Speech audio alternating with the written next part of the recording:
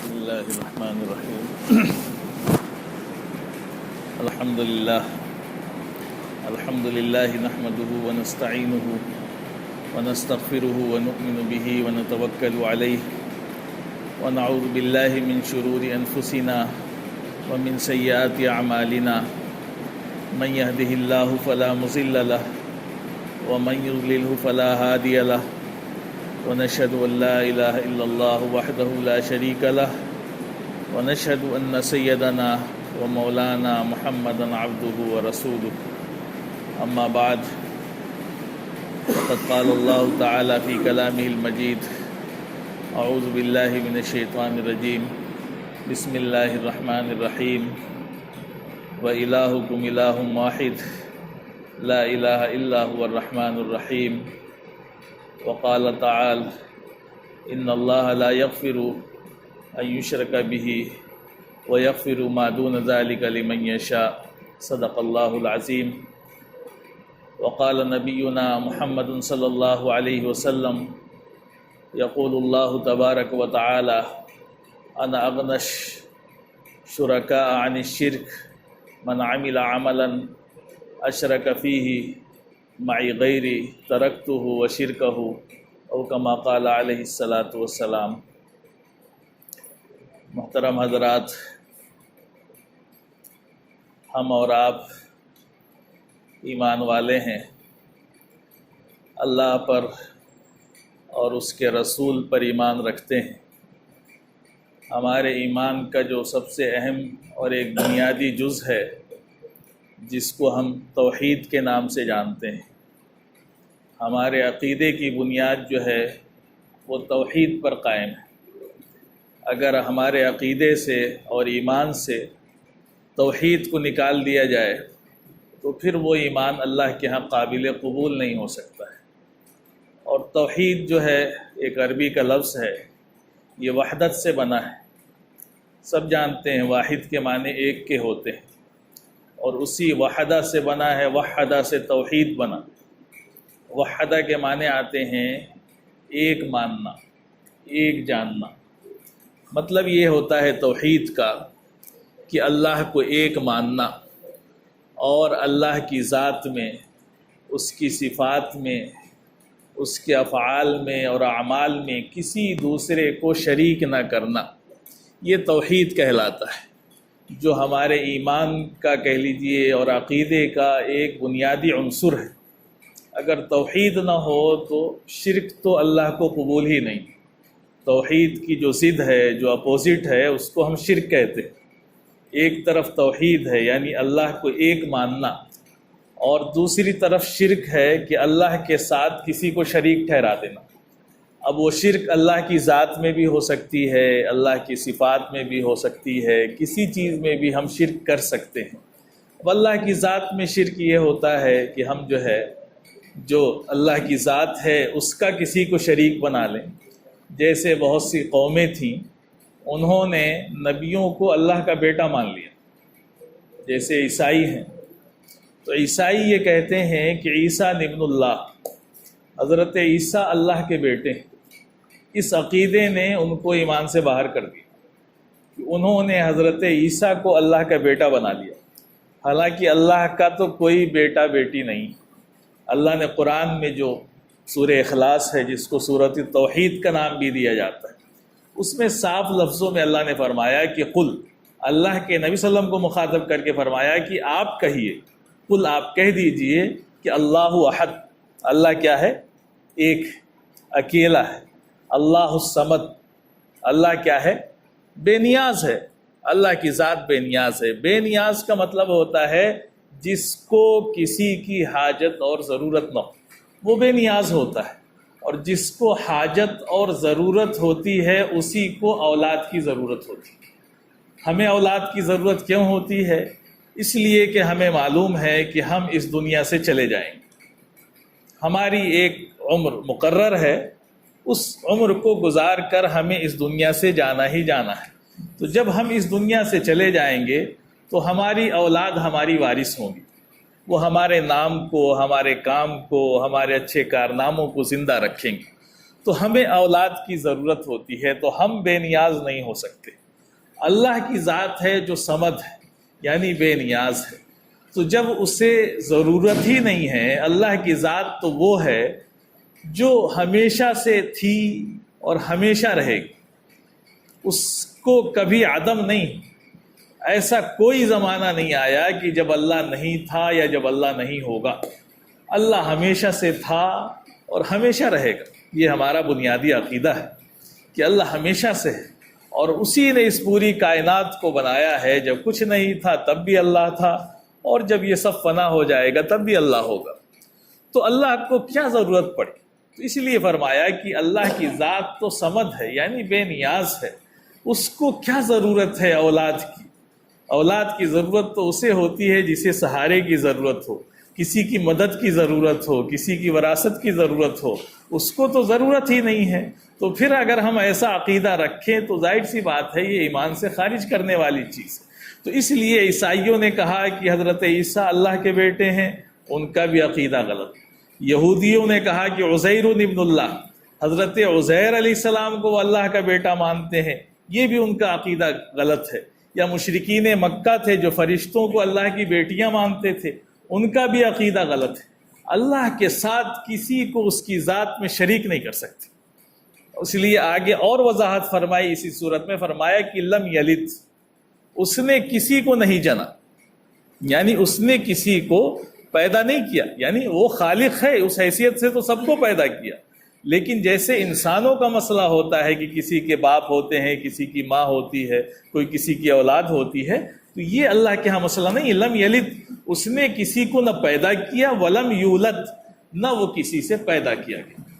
تو یہ اللہ نے وضاحت کر دی بالکل صاف لفظوں میں کہ اللہ کی ذات جو ہے وہ اکیلی ہے، تنہا ہے، اور یہی ماننا جو ہے توحید ہے۔ اگر ہم نے اس کی ذات میں کسی کو شریک بنا لیا، چاہے کوئی بڑے سے بڑا نبی ہو، ولی ہو، کسی کو بھی ہم نے اللہ کا بیٹا مان لیا، اس کا شریک مان لیا، تو یہی عقیدہ غلط ہو جائے گا، پھر ہے نا شرک میں چلے جائیں گے۔ تو ہم کسی کو اللہ کا شریک نہیں بنا سکتے۔ سجدہ صرف اللہ کے لیے جائز ہے۔ ہمارا سر اگر جھک سکتا ہے تو صرف کس کے سامنے جھک سکتا ہے؟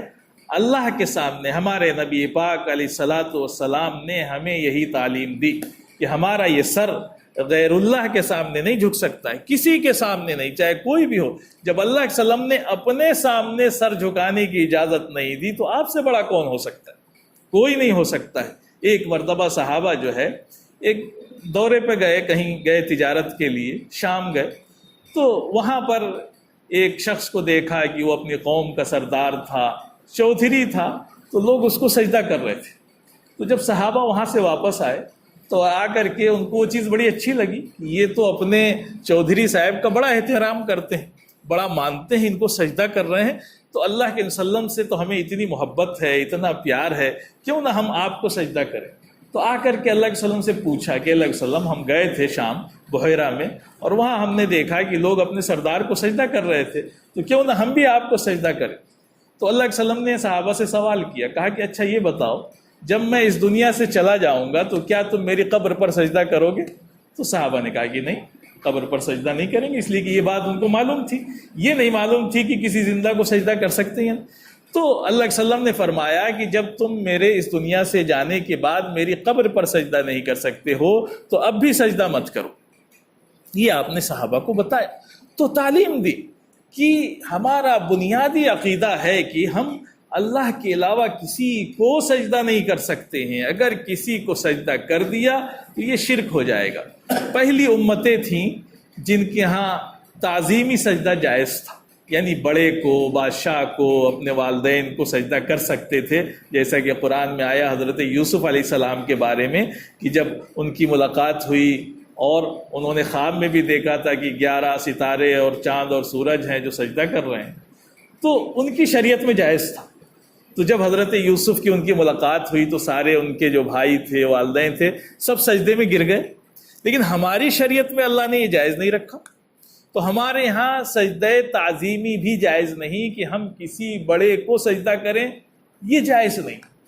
تو یہ جو توحید ہے یہ بہت بنیادی چیز ہے، اور شیطان کی سب سے بڑا اسی کا دشمن ہے، وہ توحید کا۔ سب سے زیادہ محنت شیطان اس بات پر کرتا ہے کہ کس طرح سے ایمان والے کو عقیدہ توحید سے ہٹا کر کے شرک میں مبتلا کر دے۔ بس آپ نے شرک کیا تو آپ کے سارے اعمال بیکار۔ قرآن میں اللہ نے بڑے صاف لفظوں میں اعلان فرمایا ہے، اور قرآن تو بھرا پڑا ہے۔ آپ قرآن پڑھیں گے نا تو ہر آپ کو جو ہے کہہ لیجیے بس ہر جگہ آپ کو توحید ہی توحید ملے گی۔ اور جتنے نبی آئے سب نے ایک ہی دعوت دی، سب کی ایک دعوت تھی کہ یا قوم اعبدوا اللہ ما لکم من الہ غیرہ، کہ اے میری قوم ایک اللہ کی عبادت کرو، اس کے علاوہ تمہارا کوئی معبود نہیں۔ یہی ساری نبیوں کی جو ہے بنیادی دعوت تھی، اور ہمارے نبی پاک صلی اللہ علیہ وسلم کی بھی بنیادی دعوت یہی تھی کہ قولوا لا الہ الا اللہ تفلحوا، کہ لا الہ الا اللہ کہہ لو تو کامیاب ہو جاؤ۔ اور لا الہ الا اللہ کا مطلب کیا ہوتا ہے؟ لا کہتے ہیں نہیں کو، لا کا مطلب نہیں، تو لا نہیں ہے کوئی، الا اللہ سوائے اللہ کے، ہے نا، الہ کے معنی آتے ہیں معبود کے، تو لا الہ الا اللہ، اللہ کے سوا کوئی معبود نہیں، کوئی عبادت کے لائق نہیں، کوئی بندگی کے لائق نہیں، کوئی ذات ایسی نہیں جس کی پوجا کی جائے سوائے اللہ کی۔ یہ کلمے میں اقرار کرایا گیا، اور کلمے کا دوسرا جز بتایا گیا کہ محمد الرسول اللہ صلی اللہ علیہ وسلم، کہ اللہ کے نبی صلی اللہ علیہ وسلم اللہ کے رسول ہیں، ان کی رسالت پر ایمان لانا ہر ایمان والے کے لیے ضروری ہے۔ یہ ہمارا بنیادی عقیدہ ہے۔ تو سب سے زیادہ شیطان کی محنت اسی پر ہوتی ہے کہ وہ کس طرح سے ایمان والے کو شرک میں لے جائے، تو وہ اللہ سے چھڑا کر کے جگہ جگہ لے جاتا ہے، یہاں سجدہ کر لو، یہاں مانگ لو، یہاں ہاتھ پھیلا دو، کام بن جائے گا۔ حالانکہ کام تو بنائے گی صرف اللہ کی ذات، اس کے علاوہ کہیں آپ سر جھکائیں، اپنا ماتھا ٹیکتے رہیں، کچھ ملنے والا نہیں۔ اسی لیے کہا تھا علامہ اقبال نے کہ وہ ایک سجدہ جسے تو گراں سمجھتا ہے، 1000 سجدوں سے دیتا ہے نجات۔ ایک سجدہ تو کر نہیں پاتے ہو، ایک اللہ سے مانگ نہیں پاتے ہو، لیکن دوسروں کے سامنے ہاتھ پھیلائے رہتے ہیں، تو ہے نا۔ اور شعر کہا انہوں نے، ہے نا، کہا کہ بتوں سے امیدیں اور خدا سے نا امیدی، تو ہی بتا یہ کافری نہیں تو اور کیا ہے۔ یعنی سب سے تو امید لگائے بیٹھے ہو، ہر در پہ جھکنے کو تیار ہو، ہر کسی کی خوشامد کرنے کو تیار ہو، اس کے سامنے ہاتھ پھیلانے کو تیار ہو، لیکن اللہ کے سامنے نہیں ہاتھ پھیلا سکتے۔ اللہ پر تمہارا عقیدہ، ایمان، یقین اتنا کمزور ہو چکا ہے کہ کوئی تمہارے سامنے مسئلہ آ جائے، کوئی کام آ جائے، اس کے سامنے تو ہاتھ نہیں پھیلاؤ گے، لیکن در در پہ جا کر کے ہاتھ پھیلاؤ گے، ان کی سفارش، ان کی سفارش، ان سے کہنا، ان سے کہنا۔ لیکن جو ایک ذات تھی جو قادر مطلق ہے، جو قہار ہے، جو ساری کائنات کی مالک ہے، جس کے پاس پورا پاور ہے، اس کے سامنے نہ کوئی مانگنے کو تیار ہے، نہ جھکنے کو تیار ہے۔ ہر کسی کے سامنے جھکنے کو تیار ہے، کہ ایک آفیسر کے سامنے سجدہ کرنے کو تیار ہے کہ آپ ہمارا کام کر دیجیے، لیکن جہاں سے کام بنتے ہیں وہاں جھکنے کو تیار نہیں۔ تو میرے بھائیوں، یہ ہمارے ایمان کی کمزوری ہے، یہ ہمارے عقیدے کی کمزوری ہے کہ وہ ایک اللہ کی ذات جو ساری کائنات کی مالک ہے، جس کے ہاتھ میں سب کچھ ہے، اس سے نہیں مانگتے ہیں ہم، اور ہر جگہ جو ہے اپنی مرادیں مانگتے رہتے ہیں۔ ہم سوچتے ہیں کہ یہاں سے مراد پوری ہو جائے، وہاں سے پوری ہو جائے، لیکن کہاں سے پوری ہوگی؟ جب وہ نہیں چاہے گا تو کہیں سے پوری نہیں ہوگی۔ پوری کائنات مل کر کے، حدیث میں آتا ہے کہ پوری کائنات مل کر کے کسی بندے کو نفع پہنچانا چاہے اور اللہ نہ چاہے تو وہ نفع نہیں پہنچا سکتا، اور اگر پوری کائنات مل کر کے کسی بندے کو نقصان پہنچانا چاہے اور اللہ نہ چاہے تو نقصان نہیں پہنچا سکتا۔ یہ ہمارا بنیادی عقیدہ ہے، اور اس کو بیان کرنے کا مقصد میرے بھائیوں یہ ہے کہ ہم جس معاشرے میں زندگی گزار رہے ہیں وہ معاشرہ شرک سے بھرا ہوا ہے، ہر طرف شرک۔ اور اب تو جو ماحول ہے اس وقت ہمارے ہندوستان کا، اس میں شرک ہی شرک ہے، شرک کی ہی تائید ہے۔ آپ ٹی وی کھولیں، سڑک پہ نکل جائیں، جہاں نکلیں آپ کو شرک ہی شرک نظر آئے گا۔ اس معاشرے میں اپنے آپ کو شرک سے بچانا اور اللہ کی توحید پر قائم رکھنا، یہ بہت بڑا مجاہدے کا کام ہے، لیکن بنیادی کام بھی ہے۔ اگر یہ چھوٹ گیا ہم سے تو ہم چلے گئے، کام سے گئے، بیکار ہو گئے۔ پھر ہمارا چاہے جتنا اچھا نام رکھ لیں، عبداللہ رکھ لیں، عبد الرحمن رکھ لیں، کوئی فائدہ دینے والا نہیں ہے۔ اگر توحید کا دامن چھوٹ گیا تو سمجھیے کہ آپ گئے ایمان سے۔ تو ہمیں اپنے ایمان کی حفاظت کرنی ہے۔ آج کیسا ماحول ہے، آپ نماز نہیں پڑھ سکتے ہیں، کوئی عبادت نہیں کر سکتے ہیں، ہے نا۔ اکبر الہ آبادی نے کہا تھا، ہے نا، کہ رقیبوں نے، ہے نا، رپٹ لکھوا دی جا کے تھانے میں کہ اکبر جو ہے خدا کا نام لیتا ہے اس زمانے میں، ہے نا۔ تو اب، ہے نا، خدا کا نام لے لیں تو کتنا بڑا جرم ہو جائے گا، بہت بڑا جرم۔ کہیں آپ نماز نہیں پڑھ سکتے ہیں، آپ کھل کر کے جو ہے اپنے دین کا اور اپنے اس کا مظاہرہ نہیں کر سکتے ہیں۔ تو بہرحال اللہ کی طرف سے آزمائشیں آتی ہیں، حالات آتے ہیں، لیکن ایک ایمان والے کو شریعت ہر حال میں رہنمائی کرتی ہے۔ ہمیں اللہ اور اس کے رسول کو چھوڑ کر کے جو ہے کسی دوسرے در پہ نہیں جانا ہے، اس در کو نہیں چھوڑنا ہے، چاہے جیسے بھی حالات آ جائیں۔ ہاں، حالات میں لچک ہوتی ہے، شریعت ہماری جو ہے ایسی نہیں ہے کہ جو ایسی ہو کہ بالکل سخت ہو۔ ایک طرف شریعت یہ کہتی ہے کہ بھائی لا تشرکن باللہ، اللہ کے ساتھ شرک مت کرنا، چاہے تمہیں کاٹ دیا جائے، ٹکڑے ٹکڑے کر دیے جائیں، تمہیں جلا دیا جائے، لیکن تم شرک مت کرنا۔ لیکن دوسری طرف شریعت یہ اجازت دیتی ہے کہ اگر جان کا خطرہ ہے، آپ کی جان جانے والی ہے، جان بچ نہیں سکتی ہے، تو اس موقع پر اگر آپ شرک کا کلمہ کہہ لیں اور پھر بعد میں، یعنی دل میں شرک نہ ہو، اوپر سے کہہ لیں، تو شریعت اجازت بھی دیتی ہے، رخصت۔ عزیمت تو یہ ہے کہ جان چلی جائے شرک نہیں کرے گی، کاٹ تو گردن ہماری۔ لیکن اگر ہم عزیمت پر نہیں عمل کرتے ہیں، رخصت پر عمل کرتے ہیں، تو لچک ہے اس کے اندر۔ شریعت کہتی ہے کہ جان بچانے کے لیے شرک کر سکتے ہیں، جان بچانے کے لیے، کہ چلو کوئی آپ کی گردن پر اگر چھری لے کر کے بیٹھا ہی ہے کہ نہیں تم کہو ورنہ ہم تمہاری گردن مار دیں گے، تو کہہ لو اس وقت، لیکن دل سے مت کہو۔ ہاں، بعد میں پھر کہو کہ لا الہ الا اللہ محمد الرسول اللہ، اللہ سے توبہ کرو کہ اللہ ایسے حالات آئے، مجبور ہوا کہ مجھے یہ کلمہ زبان سے نکالنا پڑا۔ آج کیسے کیسے مسلمان ہیں ٹوپی لگا کر کے اور مسلمانوں کا رومال لگا کر کے کانوڑ یاترا میں جا رہے ہیں، وہ سمجھ رہے ہیں کہ ہم بہت بڑا کارنامہ، بہت بڑا ہم نے کام کر دیا، بہت ہم اچھے ہیں، ہمارے اندر بہت کہہ لیجیے رواداری ہے۔ ایسی رواداری کو لات ماری۔ دین جو ہے ٹھیک ہے، جہاں تک گنجائش ہے ہمیں اپنے ملک کے لوگوں کے ساتھ اچھے تعلقات رکھنا، ان کے ساتھ انسانیت کا کام کرنا، جو ہو سکتا ہے وہاں تک، جہاں تک گنجائش ہے کریے۔ آپ وہ جا رہے ہیں، ٹھیک ہے، کوئی پانی کا ٹھیلا لگا دے، سبیل لگا دے، پانی پلا دے، اس کی تو گنجائش ہے، لیکن آپ ان کے اعمال میں شریک ہو جائیں، شرک کریں، آپ بھی ٹیکا لگا لیں، آپ بھی ان کی پوجا میں شریک ہو جائیں، تو یہ تو مشرک ہو گئے، کہاں ایمان بچا؟ یہ کوئی رواداری نہیں ہے۔ توحید سے کوئی سمجھوتا نہیں ہے اسلام کے اندر، چاہے جیسے بھی حالات آ جائیں۔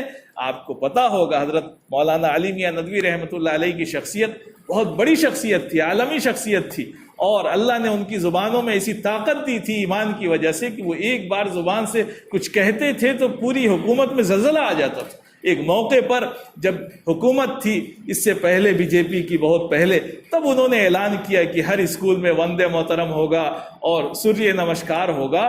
تو انہوں نے اعلان کر دیا، کہا کہ اگر حکومت ایسا کرے گی تو ہم اپنے بچوں کو اسکول سے نکال لیں گے، ہم پڑھنے نہیں دیں گے اپنے بچوں۔ حکومت پیچھے ہٹ گئی، کہا کہ نہیں، ایسا نہیں کریں گے، اس لیے کہ ہم سب کچھ کر سکتے ہیں لیکن شرک نہیں کر سکتے ہیں، شرک سے کوئی سمجھوتا نہیں ہو سکتا ہے۔ تو اب آج کے حالات میں ہم دیکھیں کہ مسلمان یہ سمجھتے ہیں کہ ہم کتنا جھک جائیں کہ وہ راضی ہو جائیں۔ ارے اس کو راضی کرو جس نے پیدا کیا، اس کی عبادت کرو۔ ان کو راضی کرنے کے چکر میں نا جتنا راضی کرو گے اتنا ہی ناراض ہوں گے۔ بس جتنی شریعت میں گنجائش ہے اتنا ہی کرو، جو انسانیت کے کام ہو سکتے ہیں وہ کریے۔ آپ وہ بیمار ہیں ان کی عیادت کیجئے، وہ پریشان ہیں ان کی مدد کیجئے، ان کو پانی کی ضرورت ہے پانی پلائیے، ان کو رہنے کی ضرورت ہو آپ مکان کا انتظام کیجئے، جو انسانیت کے کام ہے وہ کیجئے۔ لیکن آپ کہیے نہیں کہ ہم آپ کی پوجا میں شریک ہوں گے، آپ ہماری عید میں شریک ہوئیے، یہ کوئی رواداری نہیں، یہ تو شرک ہو جائے گا، تو اس کی گنجائش نہیں ہے۔ یہ جو حرکتیں کرتے ہیں یہ سمجھیے اسلام سے خارج لوگ ہیں، یا ہو سکتا ہے کہ انہی کے لوگ ہوں جو ٹوپی لگا کے چل دیتے ہیں، یہ دکھانے کے لیے کہ بہت ہے نا مسلمان بھی جو ہے اس میں جا رہے ہیں۔ لیکن بہرحال میرے بھائی، ہمیں ہر حال میں شرک سے خود بھی بچنا ہے اور اپنی آنے والی نسلوں کو بچانے کی فکر بھی کرنی ہے۔ قرآن اس کی بھی دعوت دیتا ہے۔ آپ قرآن پڑھیں، دیکھیں، حضرت یعقوب علیہ السلام ہیں، جب ان کا اس دنیا سے جانے کا وقت آتا ہے، قرآن نقل کرتا ہے کہ ام کنتم شہداء اذ حضر یعقوب الموت اذ قال لبنیہ ما تعبدون من بعدی۔ حضرت یعقوب علیہ السلام ہیں، جانتے ہیں کون ہے حضرت یعقوب علیہ السلام؟ حضرت یعقوب علیہ السلام جو ہے اللہ کے نبی ہیں، ان کے ابا بھی نبی، ان کے دادا بھی نبی، یعنی حضرت یعقوب بیٹے ہیں حضرت اسحاق کے، حضرت اسحاق بیٹے ہیں حضرت اسماعیل کے، یہ سب پورا خاندان نبی ہے ان کا، اور پھر ان کے بیٹے حضرت یوسف وہ بھی نبی ہیں، تو یہ نبیوں کا خاندان ہے۔ لیکن آپ دیکھیں کہ کتنی فکر ہے ان کو توحید کی۔ جب اس دنیا سے جا رہے ہیں تو سارے بیٹوں کو جمع کیا ہے نا، اذ حضر یعقوب الموت اذ قال لبنیہ، انہوں نے اپنے بیٹوں سے پوچھا، کیا پوچھا؟ ما تعبدون من بعدی، کہ سارے بیٹوں سے پوچھا کہ یہ بتاؤ کہ میرے بعد تم عبادت کس کی کرو گے، کس کی پوجا کرو گے میرے بعد؟ حالانکہ نبی کے بیٹے ہیں، وہاں شرک کا کوئی مسئلہ ہی نہیں، لیکن پھر بھی اتنی اہمیت ہے کہ وہ اپنے بیٹوں سے پوچھ رہے ہیں۔ انہوں نے فرمایا کہ قالوا نعبد الہک، ہم آپ کے معبود کی ہی عبادت کریں گے۔ کس کی عبادت کریں گے؟ قالوا نعبد الہک و الہ آبائک ابراہیم و اسحاق، ہم تو آپ کی ہی معبود کی اور حضرت ابراہیم اور حضرت اسحاق اور حضرت اسماعیل کے معبود کی، یعنی ایک اللہ کی عبادت کریں۔ لیکن ان کو فکر تھی کہ ہم اس دنیا سے جا رہے ہیں، کہیں جانے کے بعد ہماری اولاد یہ شرک میں نہ مبتلا ہو جائے، تو ہمیں بھی اپنی اولاد کی فکر کرنی۔ آج ہمارے بچوں کا کیا حال ہے؟ ہمارے بچے پیدا ہوتے ہیں، ان کو دین کا کچھ پتہ نہیں ہوتا ہے، کلمہ بھی یاد نہیں ہوتا ہے، جوان ہو گئے، بڑے ہو گئے، ان کو کلمہ پتہ ہی نہیں۔ حالانکہ جب کلمہ ہی نہیں تو ایمان کیسے؟ کہاں ایمان رہا؟ سرکاری اسکول میں بچوں کو بھیجتے ہیں، آپ دیکھیں کہ اس زمانے میں سرکاری اسکول کا حال کیا ہے۔ صبح صبح مدرسے جانا ہوتا ہے تو ایک راستے میں عروہ وہاں پہ اسکول پڑھتا ہے، روزانہ اکثر دیکھتے ہیں کہ وہاں بچے، مسلمانوں کے بچے ہیں اکثر، لیکن وہ سب ہاتھ اٹھائے کھڑے ہیں۔ ایک عورت ہے جو پریئر کراتی ہے، ان کو ترانہ پڑھاتی ہے، وہ بھی ہاتھ جوڑ کر کے کھڑی ہے، اور یہ ہمارے بچے بھی مسلمان ہاتھ جوڑ کر کے کھڑے۔ یہ کیا کر رہے ہیں؟ شرک کر رہے ہیں۔ اب ان کے دل میں شرک کی اہمیت ہی نہیں رہی، اس لیے کہ ان کو کیا پتا، وہ تو بیچارے معصوم بچے ہیں، اسکولوں میں جاتے ہیں، ان کو دیوی دیوتا اور انہی کے جو ہے قصے پڑھائے جاتے ہیں، اور ان کو ہاتھ جوڑوا کر کے نمسکار کرایا جاتا ہے، ان کے جو ہے وندے محترم پڑھایا جاتا ہے، تو وہ بیچارے تو بچپن سے ہی شرک میں مبتلا ہو گئے۔ اب وہ جب بڑے ہوں گے تو ان کے نزدیک شرک کیا؟ کچھ نہیں، وہ تو رہے نہیں ایمان میں۔ تو میرے بھائیوں، بڑی فکر کرنی ہے ہمیں اپنے بچوں کی۔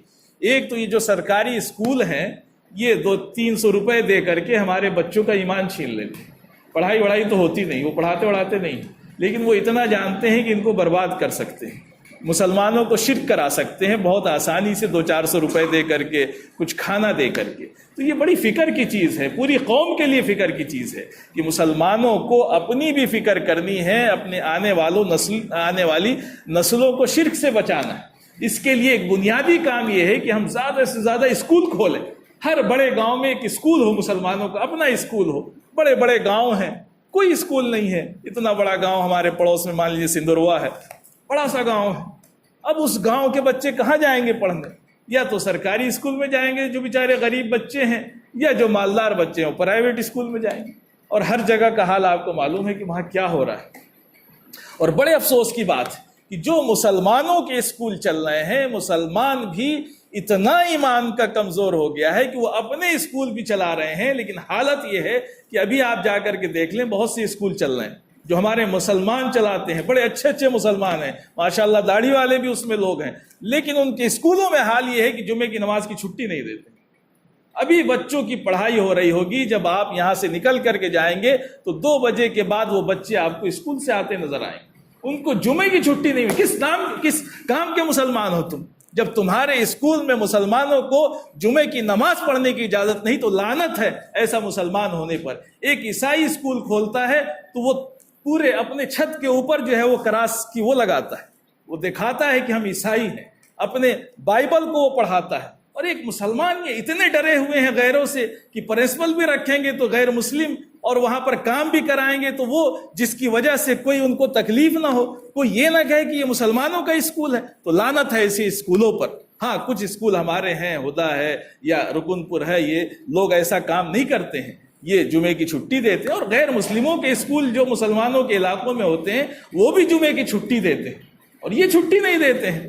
تو کیا فائدہ ایسے اسکولوں میں بچوں کو پڑھانے سے؟ تو میرے بھائیوں فکر کریں، اللہ نے جس کو استطاعت دی ہے نہیں دی ہے، کوشش کریں ہر گاؤں میں ایک اسکول کھولیں، مسلمانوں کا اسکول ہو، جس کے اندر ہم پوری تعلیم دیں گے جو دنیا کی تعلیم ہوتی ہے، لیکن ساتھ ساتھ اپنے بچے کے ایمان کو بچانے کی فکر بھی کریں گے۔ اس میں بنیادی طور پر ہم ایسی تعلیم ضرور دیں گے جس سے اس بچے کا ایمان بچ جائے، اور جو بڑے ہیں ان کے بھی ایمان کی فکر کریں، جو بھی شکلیں ہو سکتی ہیں اس کی فکر کریں۔ اگر ہم فکر نہیں کریں گے میرے بھائی تو آنے والے دن بڑے خراب ہیں۔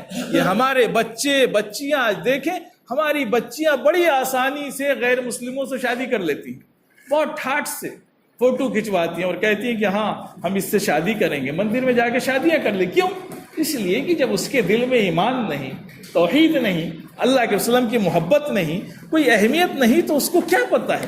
اس کو تو ایک ہی پتہ ہے کہ جہاں اچھائی مل جائے، جہاں فائدہ ہو رہا ہے، بس وہیں چلے جائیں گے۔ تو اس کو فائدہ لگا کہ اس سے شادی کرنے میں، اس کے ساتھ چلی گئی۔ لیکن اگر اس کے دل میں ایمان کا بیج بو دیا ہوتا بچپن میں، توحید مضبوط ہوتی، اس کا عقیدہ مضبوط ہوتا، تو وہ یہ کہتی کہ ہم مر جائیں گے لیکن ہم کبھی کفر میں نہیں جائیں گے، شرک میں نہیں جائیں گے۔ تو میرے بھائیوں بڑی فکر کی چیز ہے کہ ہم فکر کریں، ہر گاؤں میں اپنے اسکول کھولیں، جو غریب بچے ہیں ان کی مدد کریں، ان کو پڑھائیں، جو مالدار بچے ہیں ان سے اچھی فیس لیں، اور ان کے